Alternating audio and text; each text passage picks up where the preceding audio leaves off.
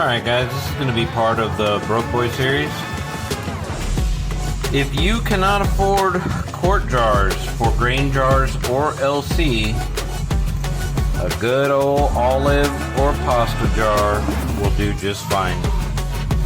I definitely prefer plastic lids because I live by the ocean and they have a tendency to rust, but these will do just fine.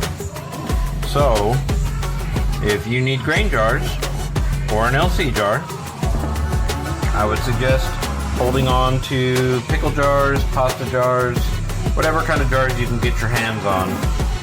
You could definitely drill through these and put your filters and your syringe filter if necessary. Hope this helps out. Happy cultivating.